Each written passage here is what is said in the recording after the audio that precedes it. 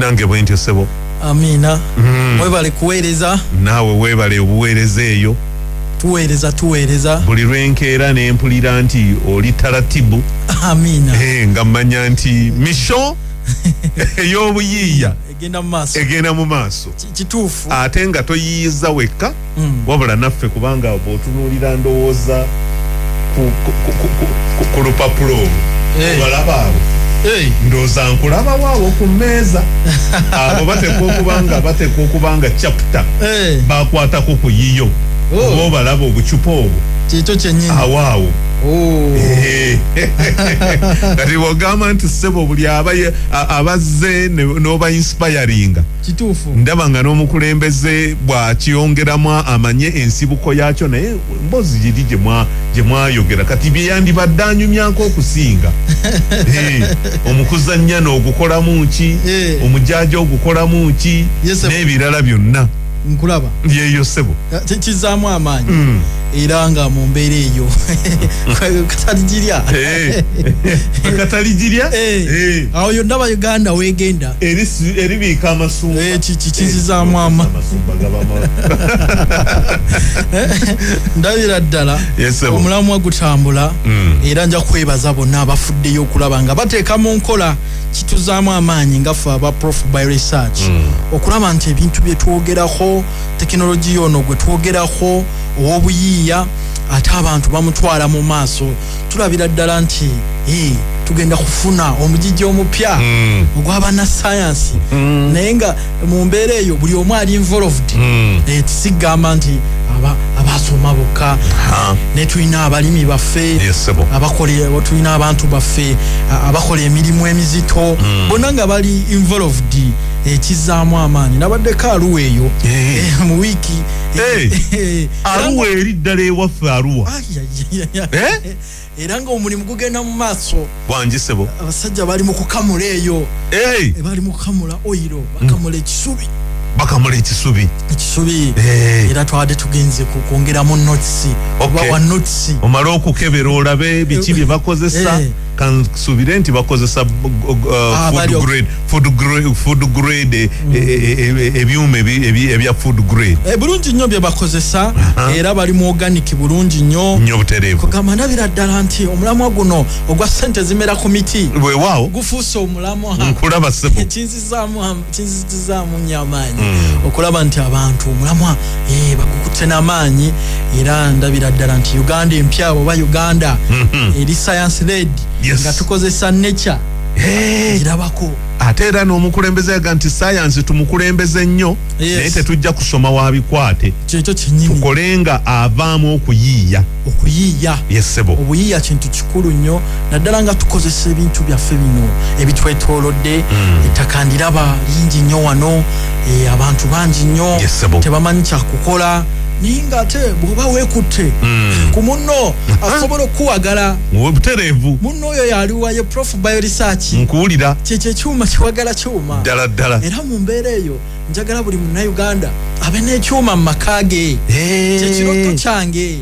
awo tujja kuba tukoze beera n'ekyuma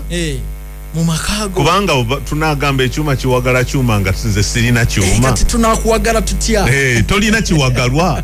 oba ate naawe twagala naawe ng'omaze okuba n'ekyuma naawe wagala yo ate neyiba naye afuna ekyuma naye awagale kyekyuma kiwagala kyuma n'olwekyo tulwane nnyo abatuwuliriza abatugoberera buli omu afuneyo ekyuma kijja kutuyamba okugenda mu maaso kijja tuyamba okulaakulana kijja tuyamba okukyusa omugijja omupya okugutwala ku ddaala eriddako nga bannaffe bamagulu meeru mu industrial revolution we baatulekera kasita bagenda industrial awo kintu nekibanga kiwedde awo baabuuka fe ne batuleka kubanga bakozesa byuma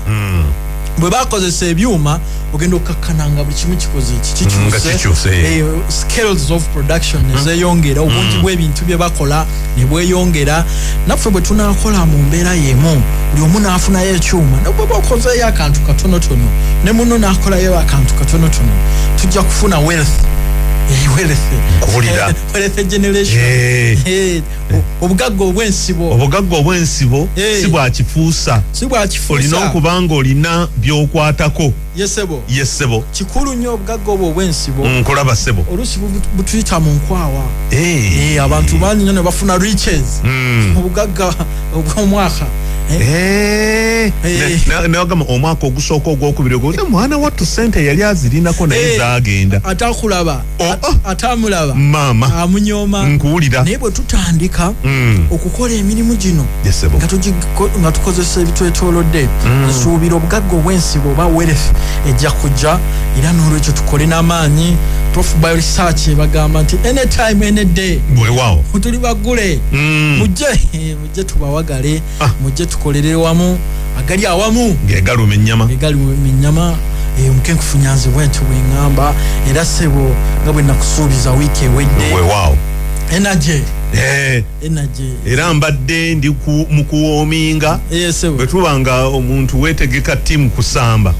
eno ku touchline twalinze dda n'akatabo twakajjeeyo dda kubanga ekigambo kye bayita energy kikulu mu bulamu bwa buli muntu yenna akyassa kubanga ng'oggyeko industries yesebo ne discovery eya energy oba omuliro kyakyusa nnyo omuntu kyamujja mu mbeera ey'ensiko ey'okulya ebibala emmere embisi ndowooza oba n'ennyama basooka kuluma mbisi yalinga mbisi nga tebigenda naye bwe yazuula omuliro kati ebikimu ne kikyuka kati bwe tulabira change zino zonna ezizze energy ekikulu nnyo actually bwe yazuula omuliro kiba kitegeeza nti yasobola okufumba ate yasobola okulabisa ekiro yali nga yeebaka mangu ng'asobola okulabisa ekiro kitegeeza nti yasobola okusaanuusa ebyuma awo ne biyitirira innovations ne zeeyongera n'abalabe abasinga n'abagoba abalaba baali bamusumbu wakati nga bwe tulaba ebisolo by'omu nsiko empologomezze nga gisuulira ekisiki nedduka emisinde kilomita nga 2 ekomawo nkeera n'olwekyo energy ekikulu naye ffe tusigalidde nnyo mu energy innovations ebyamaanyi ebya energy bio energy tusigalidde nnyo ate nga twandibadde b'amaanyi okusinga ensi endala kubanga kati wano tulina empewo nyingi empewo ekunta tuli eva ku nnyanja ez'enjawulo Lake Albert, Kyoga, Lake Victoria ziri zonna yogutwala tugende katwandibadde ne wind energy empewo eyo tutujjamu amaanyi tusobola okukola industries yesebo kuba kati kikyannemeseza okutwala bannayuganda ku second generation mu industrialization tukyali ku bya energy netandikibwako nko naye yandibadde masannyalaze ebyuma kati ebya filifeezi omuntu asobola okukola ttani 10 olunaku nkuwulira naye ogenda n'olaba energy needs ng'ani anaasobola amagye olugende 3 phase agamba hazivuddeeko era abantu baffe bwe tuba tuyiye ebyuma bino ne balunabba abatera tugamba kyamasannyalaze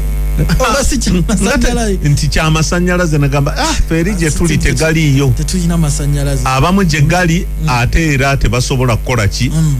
twatambulako saidi z'eziro obweyo wiiki nga 2 emabega eyo naye nga amasannyalaze baagayisaawo naye nga abantu abamu ne tuyimirira ne tubabuuza banne wano nga mmwe temulina masannyalaze nagamba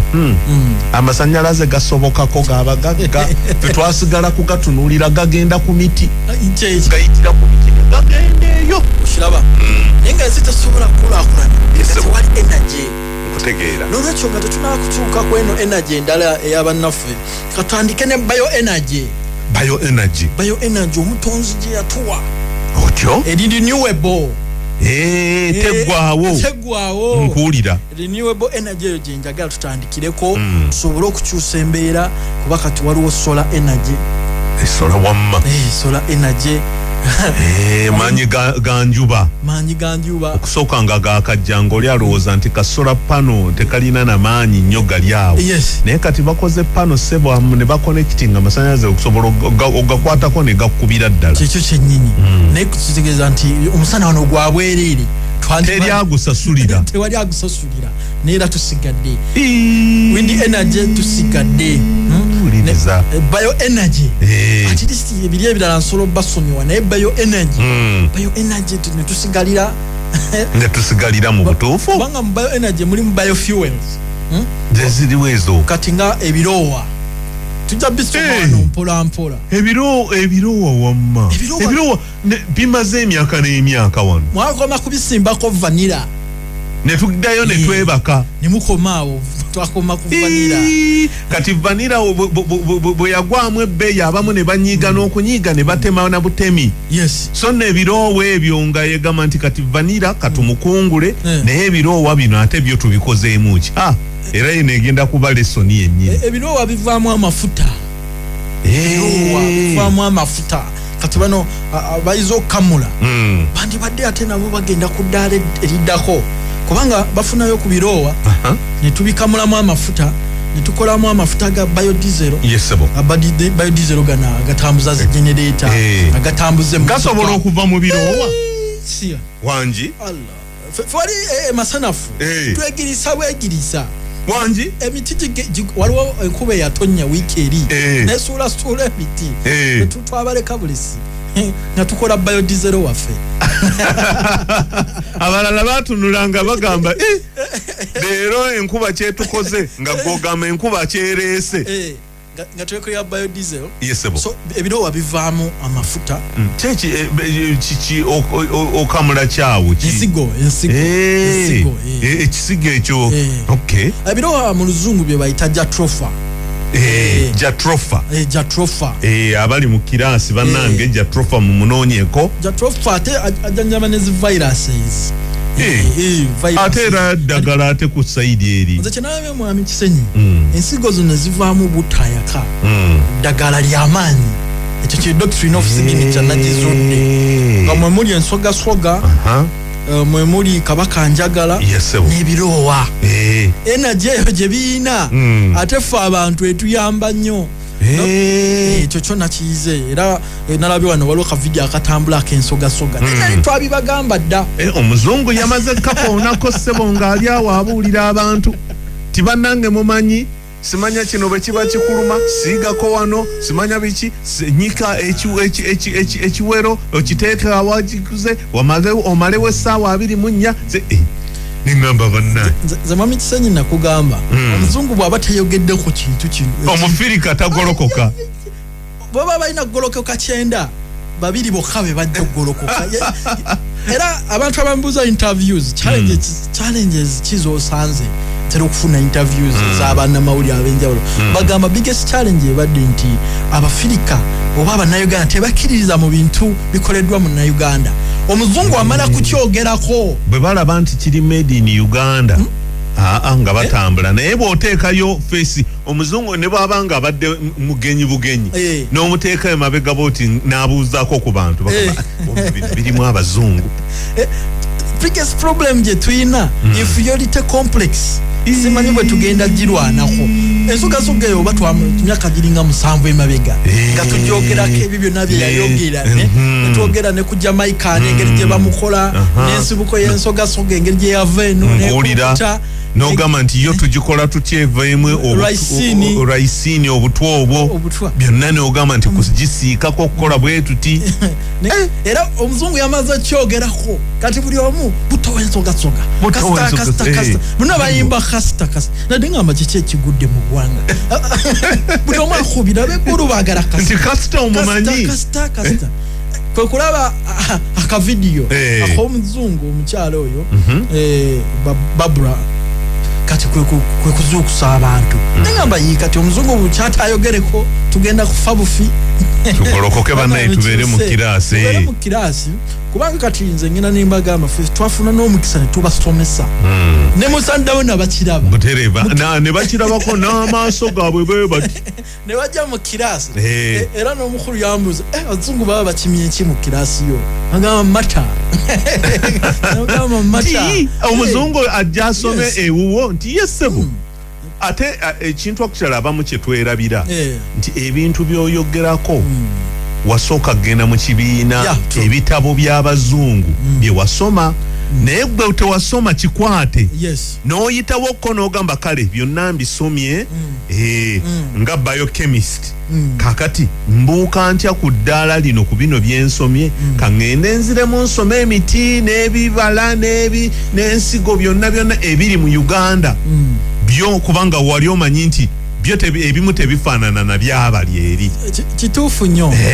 ekyo kiba enjawulo yali mu kubeera self taught okwesomesanga si kinoomu a difference so n'olwekyo ensogasoga eyo nnungi nnyo kakati ebyo byonna bivaamu amafuta era nyina ne sitovu yange gye nakola nagikola mu buto ebiroowa gyeri masanafu sitovu eyo era bwengira nga nfumba ku lukambwe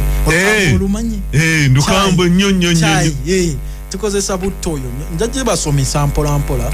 ezo zonna biofuels tugenda kuba tuzisoma engeri esolo zikozesa okutapinga energy n'okuzikozesa okujjanjaba biofuel kubanga zirina bioenergy ate omuntu waba ne energy cells zonna ziba namu omuntu cells bwe zitaba na energy oba obutofaali omuntu aba mufu so n'olwekyo kinsanyusiza nnyo okulaba nti ebintu bino tubisobola okukula wano era tujja kufuna n'ensigo abantu babisimbe tukolemu amafuta tukolemu ebifumbe emmere ebirwaninga engine ebintu bingi nnyo simple physics naye kinuma naye kina kyakola okulaba nti obeera mu agriculture ate nodda mu kubanga gaapu nene nnyo gaapu eri mu nsi yaffe y'amaanyi kuleetera okuba everywhere okuyambako ekitegeeza nti kati gwe wandibadde otula butuuzi n'ogamba nze nja kuzuulanga bwe mmala okuzuula nga mbagamba nti kiikyo nkitadde buli omu n'atandika okukinoonyako omulimi n'agamba nti akola eddagala naye n'agamba nti kino kubanga mbeera eyo makeeni mbuza abaana naye kati mukola ki nga muvudde mu ssomero kubanga ogenda n'obanoonya nga tobalaba era kikyaliyo ekintu ekyo n'emakerere obanoonya n'obalanagane kati njagala kufabricatinga kino omwana bw'omuwa n'akolaga dibengali ate nga kikupushinga okwekwatiramu n'olaba lisoosi eyo noonekevunda n'owaako gwowa information ogekulaba nga tabikoze kyenalabye wano mu Uganda abantu baagala nnyo the end kiwedde the money sente naye process tebajagala how to get to the money ayogera sente naye process ayalowooza anaatula butuuzi awo n'ayogera ne bazimuweerawo actually process ekuwa product emitenera gino gyekikuwa ekyamaguzi product ate nereeta sente kitegeeza bwe mba saagala kuyita mu mitendera ne product sirina kubanga ate product gyo waliwo osobola okutunda ekintu nga tekiriiwo oli mutuufu tosobola kutunda nga kaboozi singa tebaddewo product ate abantu bandibadde tebalina kye bawulira kye bayita kaboozi so osooka ku process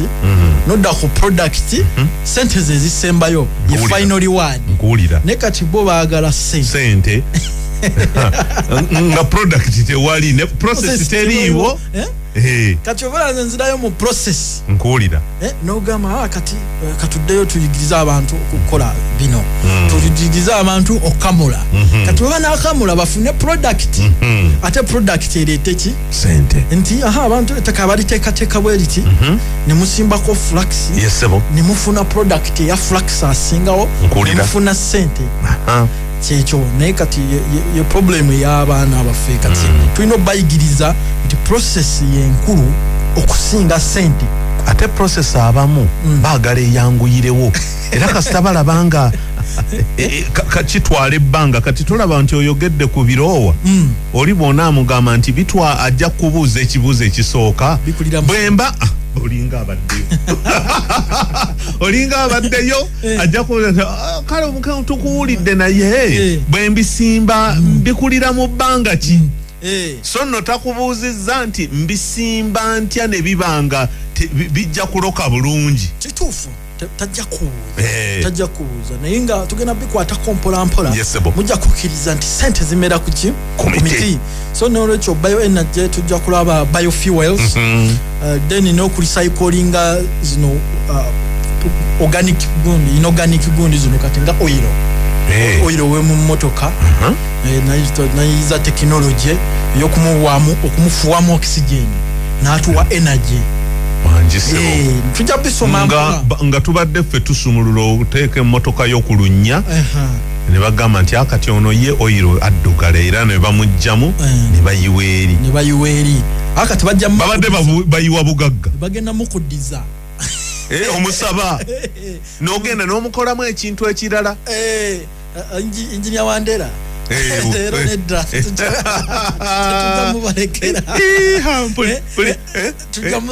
nabo bagenda gamba bulijjo kale twayiwadde ekyobugagga tulina okumaximizinga gundi productivity mu waste ekifudde abamagulumeeru ab'amaanyi bamanyi okuhandolinga waste ebisigalira ebyo byebikola ensi byebizimba ensi byebikola obugagga obw'ensibo kubanga bisobola okufunibwa almost at zero cost oli mutuufu nga totaddeemu nnyo kubanga kitulemesa okufuna zino sente zetuteekamu ze bayita cost of production amaanyi g'oteeka muki mukola ekintu n'ekintu bw'oteekamu amaanyi amatono ngamba mu costs kakitegeeza n'ebbeeyi eba nnungi ate ebbeeyi bw'eba ennungi ovuganya nkulaba ate bw'ovuganya obeera w'amaanyi nkuwulira n'olwekyo tujja kutandika mpolampola bioenergy nga bweintroducinze topic naye ka tutandike n'eri basic ebyo bye bijja okusembayo ebyo ebyokugattako oxygen mu oyiro oyo alina omuliro gufumba kakitegeeza industry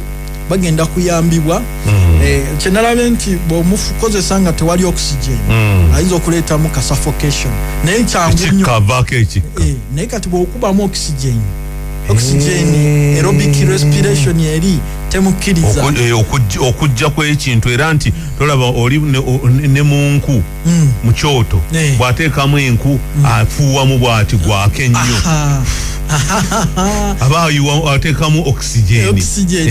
nanyumyanga naawe kati bubona amaanyi ga bubonerero twebaka kinakugamba tuli mu kulya nga katonga jjula kyekyo naye tujja zuuku kampola katandike ne energy tusookebwako ya wood waste nalabye obukuta bw'embaawo wangi obukuta bw'embaawo obwo obumanyi bulungi nnyo 10 ku 10 obukuta bw'embaawo buno mba mpulira njagala nakubyogera mukaama naye lwakubanga okireese tukyogere ennyo kuba okireetedde buli muntu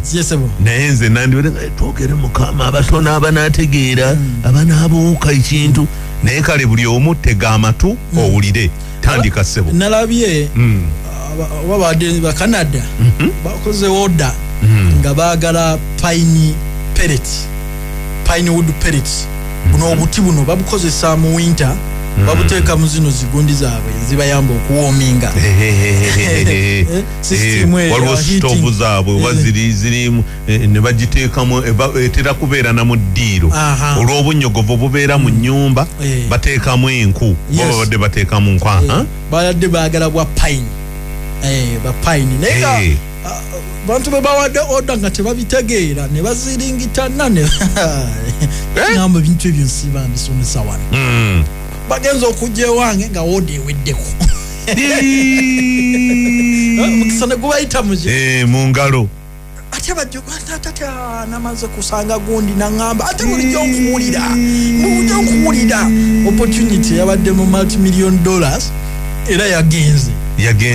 naye nga so omuntu ekitegeeze eyabiwulidde ne bino yali yabiwulirako naye teyagattagatta yasoose kukola yekka nga bwe tukola wano okolera mmanju oyo tayogera kati ebigo ebigo byaweze 10 teyasituse kati yazza abaddamuze kumbulya ku bigo bye yagudde n'agamba munnaye wayogera ku bigo nti tugudde eky'ekkumi n'ekimu simanyi oba nayimuka ntya kati katuddeyo mu wuudu eyo nabadde mu bioenergy bagezaako okufuna mu Africa kati obukuta bw'embaawo bungi katugeze obwa pine omumanyi bulungi sebo tulina abantu baffe abasala pine wano pine mulungi nnyo pine akola ebintu bingi avaamu amasanda abantu bali mu kamula kati masanda ga pine go baita turpentine akoze wonders nyingi nnyo naye kati oluusi bwe bamala okusala emiti gya pine egyo obukuto obwo tusobola okukolamu ebintu bingi pine nga ye yennyini alina resin amasanda ago oba saapu ayaka ate abazungu bamwagala nnyo aina philosophy ne ya energy gyakwongera tujja gigenda mola nenze kyentunuulidde kati nga bano abasala emiti n'abantu abalinaanyi abasala emiti tusobola bukuŋŋamya obukuto obwo ne tuteekamu wax micro wax wax oyo anti bw'oyogera ku wax nze ndaba wanjuki kati waliwo micro wax ne paraffin wax kati ezo zonna bwe baba processinga gonja amafuta ezo by products ebisigalira kati paraffin wax mwe batera okukola ebizigo petroleum jelly babimixinga ne white oil ne bakola ekintu ekyo abantu tebanenya nnyo okumanya bintu ebyo ne chemistry namusoma Makerere ate tewamusoma busomi wabula ate n'omuteeka ne mu nkola era mbeera eno nentunula mu chemistry synthetic chemistry nentunula neno mu phytochemistry neno akoba nti gundi oludda olumu engato yange eri nnyo mu phyto nakala nnyo obutonde naye nga neeri mbitegeera nabisomera ddala ate mukoddomi wange Kabuye Sembogga omumanyi bulungi nnyo omuyimbi oyo naye baami mukyala we yatufaako yayimba obufumbo ye mwana yali lab technician twabeeranga naye eyo kyovula Kabuye Sembogga njagala nnyo Ejeni Kayanja mukyala w'omugenzi naye mulikola wange kutumiddeko nnyo Kabuye Sembogga omumanyi nnyo bulungi 10 nnyo ne musandawo n'atera okujja n'ayimba era nja kukanoonya wano tokakuba n'akuba bisaanyi ebufumbo ye mwana Ejeni Kayanja oyo bwe twatabulanga ebintu wali e Makerere yali chemist mukama amusaasira ebyamusobako so n'olwekyo bwe tuba tutunuulidde obukuta obwo obwa pine obukuta obwo tutabulemu wax tugenda kukola tutya tugenda funa kilo ya wax micro wax oyo tumuyina ku ikotoreyo micro wax omumanyi bulungi nnyo namukulaga koko nnyo ye talina paraffin benzini nyingi tanyoka kati oba tomufunye osobola ofuna biwax ngaeyo Aluwa gye nabadde Aluwa balina enjuki pitirivu balunda nnyo enjuki ne Kongo eyo balala balundira Kongo abalala balundira Aluwa baba ne wax basuula mu ssuuli wangi ssebo basuula biwax abo bali kuki ati butamanya ekitegeeza yalabamu mubisi gwa njuki gwokka mubisi gwa njuki naye nga biwax oyo tusobola n'okukolamu kando tuzisomesa wano kando aza beeyi abantu omanyi kando ezo naddala kati kuba tetukyakozesa kando ziri obweru obuwanvu oba tukozesa zino ebimpi naye nga otabuddemu obuwoowo obulosa obumu bugoba nsiri obumu bukkakkanya omubiri naye nga okozesezza kando ezo kati ebisasalala byenjuki oba byebayita biwax bwebikolamu kando bisika negative energy bineutralizing negative kati abalina asima bibakolera nnyo ne bawona ogwo nagwo omusomo omulala tujja gugendamu emisomo mingi ebikola bingi era Abanyuganda abagamba nti ebyokola tebiriiwo kimpisisa ddala bubi nasomye report 60% of Ugandans tebalina kyakkola ngamba bano tebawuyanga ku Prof by research kweyitayo buyisi butereevu okola kye bayita window shopping nojja sigala kyekimu olondemu kyosobola okutandika nakyo oba sina kingi bagende ku YouTube ateke mbuteese emboozi z'omukenkufu oba Prof by research ojja kukakkana nga obwongo bukyuse ng'ovudde mu kibox so osofuna micro wax oba biwax kiremu emu olondako kimu ku bino n'ogisaanuusa bw'omala ogisaanuusa n'ofuna obukuta buli obwa payini payini omumanyi bulungi bwe basala payini wano mu industry yandaba nnyo basala nnyo payini n'ebibanda eyo mu bwayise bagamba njagala obukuta bwa payini bwe twogeddeko si bwa muti mulala kati payini oyo omala nga obukuŋŋuuta kye bayita sieving nga nfunamu empumbu fine powder half kilo. Okay. Kati half kilo eyo. Kilo emu ya wax. Mo half kilo. Eyobukuta bwa pain. Yes. Genda mu maaso. Tabula. Tabula bitabula. Tabula. Omalo tabula. Yesebo. Kati tulina akuma. Kamitwala 25. Akakola mu pellets. Ate katya.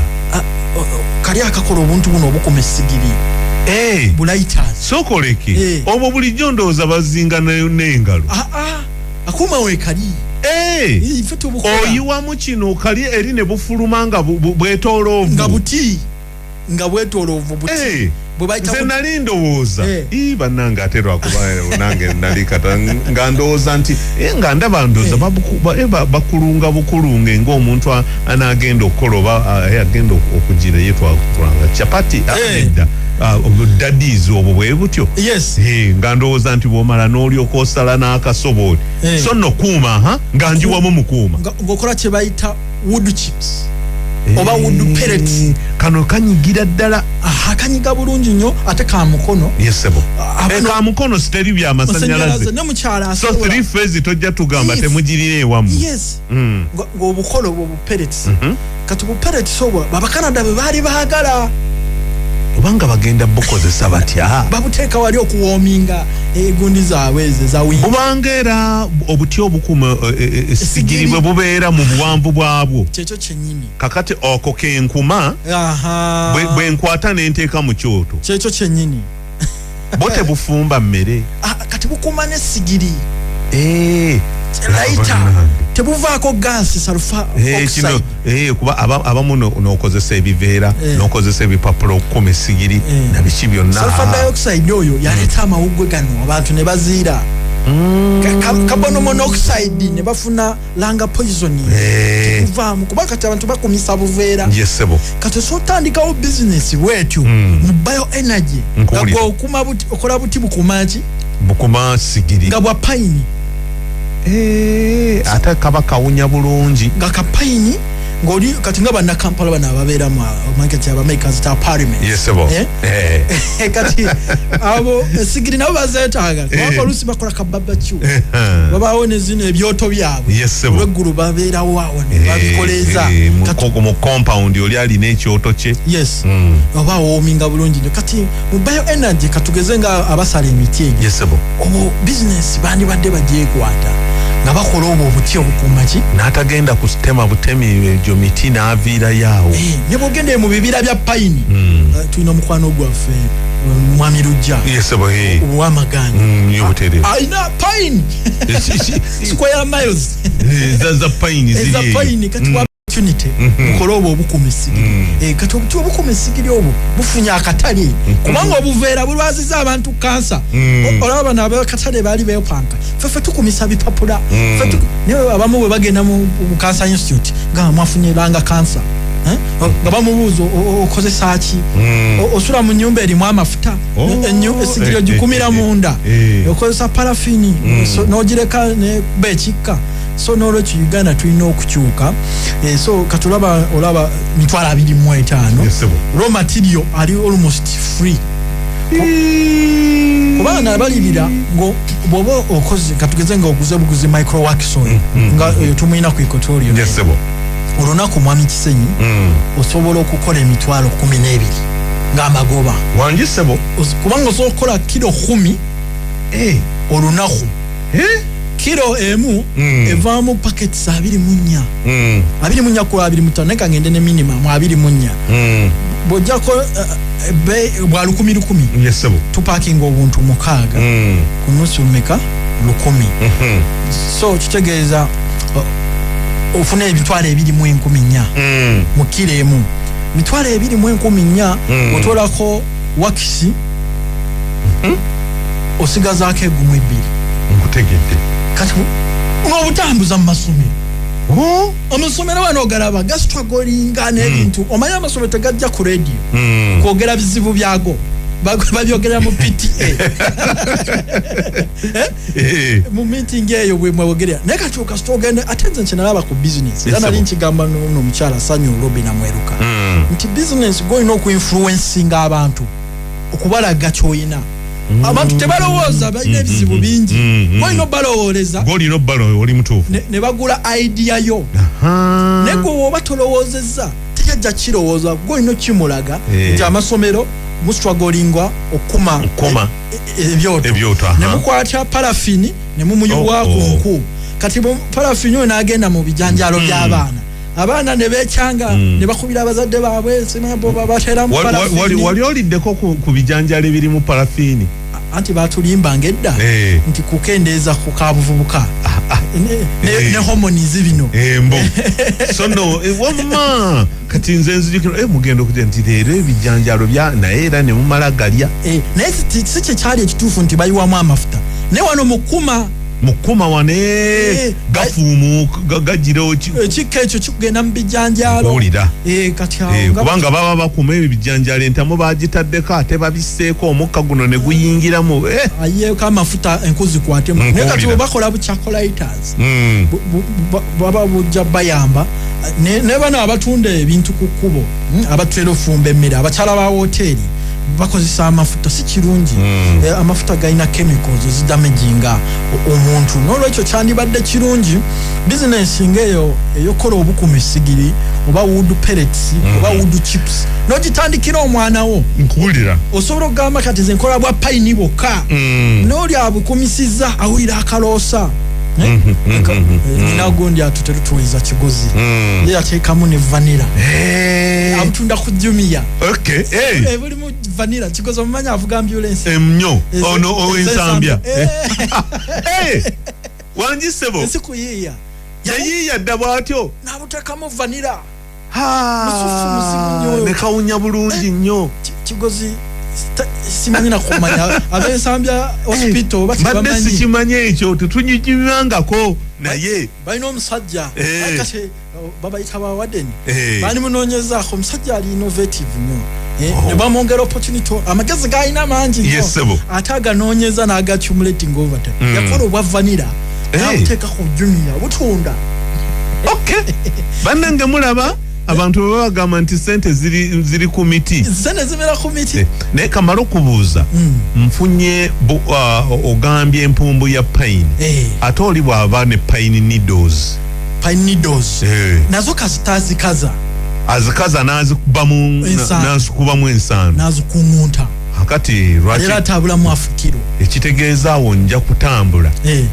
nenkwata family mu kifo kyokugamba nti ate simanya bannaye ne tunoonya alina emiti egya payini etugamba tubadde tusaba tukulongoosezeeko mu payini muno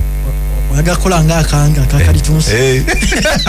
ako nakayiga nenkawandiika ku bbali neŋŋamba luli olwo kikola esebo n'ofuna kikola bulungi payini nazo zikola pine needles kugamba amakubo mangi lwakuba nti oluusi tusigala mu kibokisi ne tulema okifuluma n'olwaleero njagala abantu bafuluma ekibokisi ebere new change new day mu ndaba yaki y'olunaku y'ebintu ate bw'ofuluma ekibokisi ng'omwami kyokye neme kudda oleme kuddamu kukiyingira n'omwana we aleme kukiyingira kibenga tekikyaliwo kyekitegeeza nti temugenda kuuma muliro mwokya ebibokisi kino kiri philosophical kyentegeeza nti bw'oba olina kyoyize n'omukyala kimuteekemu kwegamba mubuuke kategeeza bw'okimuteekamu naye afuluma ekibokisi ky'obutamanya n'omwana naye kikole ki ng'akibuuse kasita naye omwana naye aba ng'ali involved kitegeeza famire yonna evudde mu kibokisi kyekyo kye bayita okwokya ekiki ekibokisi so nolwekyo mujje ku Prof by research wali ku Equatorial Mall tujja kwongera okubayigiriza ebintu bino emirimu mingi nze nnumwa nnyo okuya nti bannayuganda tebalina mirimu oluusi buba bunafu bwendabayo ebintu waliwo omuchina yawadde aŋŋamba nti tuba tutteko ensi ne mugamba yes mugitutte olw'okuba nti muli fast mulowooza mangu mulaba mangu bali proactive mukolerawo naye ffe tuli siro nnyo osooka kulowooza n'ogamba maama obaki ate tulimu n'okutya n'okutandika okulowooza oba kinaakola oba tekiikole tonnaba na kukigezaako gwetunuliza ne firimu z'abachina naye zaawano olinda n'osumagira mu ddiiro ne banyumya bwe baba bakutambula ku luguudo ne bamalako eddakiika 2 malamba bali ku kkubo batambula tekiraga ausirowya tuli sironyo olinda paati eddako notubona tukutwala era balina okukola paati eyokubiri nakola firimu nga teriko paati tu kati muzanya firimu emu omuchina tunze 10 bali active fast n'abannakenya we bali yesebo wali ogenzeko ekenya nagendayo obiraba bibasi byabwe ebyo baba bwobanga basobola okutwala ng'okugula okumu kukyalina bweru ate bw'oba ovaako era dduka mangu obuukeko mangu bagenda kuvuga ng'okugula okumu kukyali bweru era nabagamba bannakenya mwe temusobola kukolera Uganda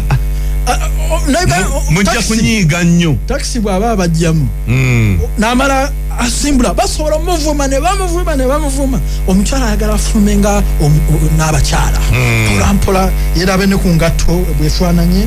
omwami ekikalu oba kikyaliyo naye bannakenya buukamu nga bakomando so tulina okuba abangu tubadde siro nnyo nga bannayuganda esawa etuuse tube naffe nga tuvuganya okubeera siro kituyisizaako opportunities z'amaanyi nolwekyo musobola okujja ku equatorio wali ku Prof by Research netwongera okugaziya bizinesi eyo tujja kuba tugyogerako yemu ku bizinesi enyangu eya wood okola wood chips wood pellets wood sticks zikola mbingi zifumba osobola zikozesa mu kufumba osobola zikozesa okuma essigiri ate osobola zikozesa mu warmers kati ng'abo ababeera mu winter business nnungi osobola gitandikirawo omwana si with the aim nti afuuke mugagga binyonkondo naye ayiga okukola ekyo kikulu oba ozimba process so tuli ku 0702 06 emu mukaaga 52 kanjiddemu eri 0702 06 emu mukaaga 52 n'endala y'MTN eri 0779 yesebo 51 wow 96 52 obagenda wajja Google omugambe Omukenkufu Nyanzi contacts ajja zikubulira why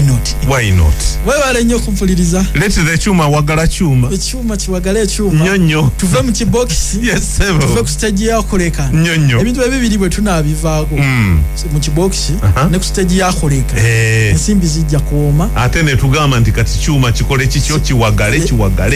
funa akuma akakabiri mu 5 okateeke waka kati nonnora gyenkwadde ey'obukozesa obukuta bwa pine awo mba nkuwagadde kuwulidde na wiki ejabu ekyo sebo tujja kulinda emboozi teri bankadde era tebanga konka nnyo ate y'Omukenkufu eggwa ekyawooma kale awo nno butereevu mugana wange Kaboozi ku